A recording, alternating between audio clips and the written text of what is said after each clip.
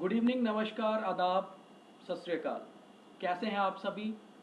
जम्मू संवाद में आप सबका बहुत बहुत स्वागत है और मैं हूं दीपक खजूरिया। आप देख रहे हैं आज का संवाद।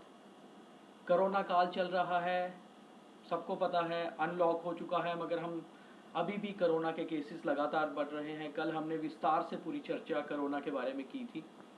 काफ़ी सारे कमेंट्स भी नीचे आए थे, काफ़ी सारे लोगों ने अपनी राय भी जाहिर की थी।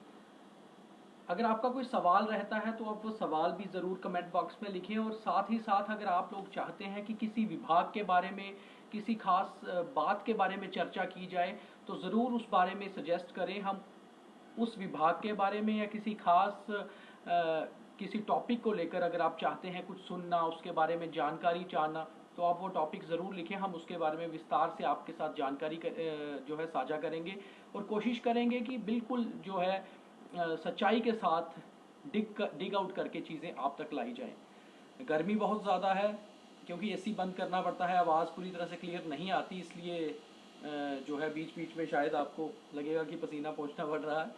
बात शुरू करते हैं आज के संवाद में, आज के टॉपिक की। स्कूल शिक्षा यानी कि स्कूल एजुकेशन बहुत इम्पॉर्टेंट है। हर पेरेंट्स, हर बच्चा, खासतौर पे कोरोना कॉल पे जब भी कोई ऑर्डर निकलता था, शुरू में जब मार्च में लॉकडाउन होने से पहले, कि स्कूल बंद कर दिए गए हैं, क्या प्राइमरी स्कूल बंद हुए हैं, मिडिल स्कूल बंद हुए हैं, हायर सेकेंडरी स्कूल बंद हुए हैं, कॉलेज या यूनिवर्सिटी बंद हुई है, तो ऑर्डर्स को लेकर लोग लगातार व्हाट्सएप पे हमें फ़ोन भी कई सारे आते थे, जानकारी चाहते थे, और ब्रेकिंग न्यूज़ देखना शुरू हो जाते थे। काफ़ी सारे डिजिटल प्लेटफॉर्म पे, वेब पोर्टल्स पे अखबारें सुबह पढ़ते थे कि क्या क्या रहेगा कोरोना में। और उसके बाद अंततः जब 21 दिन का लॉकडाउन शुरू हुआ और उसके बाद सभी स्कूल बंद हो गए, बच्चे घर पे बैठे हुए हैं, टीचर्स घर पे हैं, सबसे ज़्यादा जो अफेक्ट हुआ है वह स्कूल एजुकेशन डिपार्टमेंट जो है वह इससे हुआ है। कॉलेज के छात्र फिर भी घर में बैठ के कुछ पढ़ाई अच्छे से कर सकते हैं। बच्चों के लिए मोबाइल एक नई चीज़ तो नहीं थी, गेम्स खेलते थे, मगर पढ़ाई का साधन मोबाइल नहीं था, जो हमें ख़ास तौर पे भारत में नहीं था, यूरोप में या बाकी कंट्रीज़ में लोग करते थे। तो वर्चुअल क्लासेस शुरू हुई। स्कूल एजुकेशन डिपार्टमेंट की एक अच्छी बात से हम शुरुआत करते हैं, क्योंकि लोग हमेशा कहते हैं कि मीडिया सिर्फ क्रिटिसाइज़ करती है, डिपार्टमेंट्स भी कहते हैं, गवर्नमेंट भी कहती है। अच्छी बात से शुरुआत करें तो अच्छाई है कि ये देखने को मिली। काफ़ी सारा सर्वे हमने किया आप तक ये खबर लाने से पहले, कि काफ़ी सारे स्कूल्स, सरकारी स्कूल, निजी स्कूलों को छोड़ दें, अगर प्राइवेट स्कूल्स को छोड़ दें, तो सरकारी स्कूल बहुत सारे ऐसे थे हैं जहां पर वर्चुअल क्लासेस हो रही हैं। +2 जिसे हम हायर सेकेंडरी कहते हैं, 11th और 12th क्लास के बहुत सारे लेक्चरर्स ऐसे हैं जो अपने सब्जेक्ट्स की क्लासेस ले रहे हैं। बच्चे वर्चुअल क्लासेस के ज़रिए पढ़ रहे हैं, ऑनलाइन क्लासेस में पार्टिसिपेट कर रहे हैं, जिससे ये जाहिर होता है कि जिस बात की हम लगातार चर्चा करते थे कि प्राइवेट स्कूल्स का रिजल्ट अच्छा आता है क्योंकि वहाँ पर पढ़ाई का स्तर जो है, जो लेवल है वो ज़्यादा है, मगर गवर्नमेंट स्कूल भी कहीं ना कहीं वहाँ पहुँच रहे हैं। बहुत सारे ऐसे ब्राइट लेक्चरर्स हैं, बहुत सारे ऐसे ब्राइट टीचर्स हैं जो बच्चों को लगातार वर्चुअल क्लासेस के ज़रिए पढ़ा रहे हैं। इस बात की जानकारी हमने बच्चों से भी बात करके साझा आप तक कर रहे हैं, और ये सारा श्रेय जाता है स्कूल एजुकेशन डिपार्टमेंट को, उनके अधिकारियों को। अगर अब दूसरे एंगल की ओर आते हैं, 300 के करीब लेक्चरर्स +2 के, 11th और 12th को पढ़ाने वाले अलग अलग विषयों के, उनकी ट्रांसफर्स हो गई उस दौरान जब वे घर बैठे हुए थे। इतनी क्या ज़रूरत आन पड़ी थी सरकार को कि पिछले 6 महीने में, जबकि स्कूल बंद हैं, टीचर्स घर बैठे हैं, स्टूडेंट्स घर बैठे हैं, टीचर्स की ट्रांसफ़र करने की क्या ज़रूरत थी? और ये जो 300 मैं कह रहा हूँ, इससे ज़्यादा नंबर है, अप्रॉक्सीमेटली ये 300 है। काफ़ी सारे ऑर्डर्स की कापीज़ हमारे पास मौजूद हैं, क्योंकि ये पब्लिक डोमेन में हैं सभी ऑर्डर्स। किसी में 50 लेक्चर ट्रांसफ़र हुए, किसी में 30 हुए, किसी में 40 हुए। और बड़ी बात ये देखने वाली थी कि ये कोरोना काल चल रहा था, लॉकडाउन था, उसके बाद अनलॉक हुआ, उसके बीच में ये सारी ट्रांसफर्स लगातार हो रही थी। इसकी ज़रूरत क्या थी? बहुत बार कोशिश की हमने अधिकारियों से जानने की, किसी ने इस पर पूरी जानकारी नहीं दी, नो कमेंट्स कहकर इस बात को ख़त्म कर दिया। मगर मुझे लगा कि ये ज़रूर विषय आप तक पहुंचाना चाहिए, क्योंकि बहुत सारे स्टूडेंट्स हमें सुन रहे होंगे, देख रहे होंगे, बहुत सारे गवर्नमेंट टीचर्स, लेक्चर्स हमें देख रहे होंगे। +2 लेक्चर्स खास तौर पे जो हैं, उनकी ट्रांसफ़र ज़्यादा हुई हैं, मास्टर ग्रेड और टीचर्स की कम हुई हैं। और बड़ी चीज़ देखने वाली ये थी कि पिछले करीब 15 से 20 सालों से हम ये देखते हैं कि एक डेकोरम सेट होता है जो ट्रांसफर्स का, उसकी भी धज्जियां इस कोरोना काल में उड़ाई गई। यानी कि एक लेक्चरर अगर प्रमोट होता है, उसकी जो प्रमोशन होती है, तो उसकी ट्रांसफ़र अगर वह शहर में या कहीं सब अर्बन एरिया में ट्रांसफ़र है तो उसे कहीं गांव में या फिर उससे दूसरे ज़िले में ट्रांसफ़र किया जाता है। और अगर वह पहले कहीं गांव में था, किसी रूरल एरिया में था, बॉर्डर एरिया में था, तो कोशिश की जाती है कि अब उसे सिटी पे लाया जाए, उसे सब अर्बन या अर्बन एरिया में लाया जाए। मगर इस दौरान क्या चीज़ें देखने को मिली कि कई सारे लेक्चर्स के हमारे पास नाम भी हैं, मगर हम, क्योंकि हमें येलो नहीं है, हम आपको नाम तो नहीं बताएंगे कि कौन कहाँ ट्रांसफ़र हुआ, मगर कई सारे केसेस जिनको हमने स्टडी किया वहाँ से ये पता चला कि कुछ ऐसे लेक्चर्स थे जिनकी ट्रांसफ़र कोरोना के दौरान हुई, दूसरी जगह पर स्कूल बंद थे, ज्वाइन भी नहीं कर पाए, या फिर ज्वाइन करने गए, स्कूल तो बंद थे, पढ़ाना था नहीं, और ड्यूरिंग यही पीरियड लॉकडाउन और अनलॉक उसके बीच में ही उनकी ट्रांसफ़र वापस हो गई जहां से वे गए थे उसके आसपास के किसी स्कूल में। और ये जो स्कूल्स का रेंज था ये 101 से 2 किलोमीटर था केवल। बहुत सारे ऐसे लेक्चर्स के नाम हमारे सामने आए। आखिर वो ट्रांसफ़र की ज़रूरत ही क्या थी जब वे घर बैठे हुए थे? जब आप उनकी ट्रांसफ़र कर भी रहे हैं तो फिर उनको वापस क्यों ला रहे हैं? कहीं ना कहीं ये सारी चीज़ें एक और इशारा करती हैं कि कितनी बड़ी ट्रांसफ़र इंडस्ट्री हमारे एजुकेशन विभाग में चल रही है, कौन इसे चला रहा है। इस बारे में कोशिश की हमने उच्च अधिकारियों से बात करने की।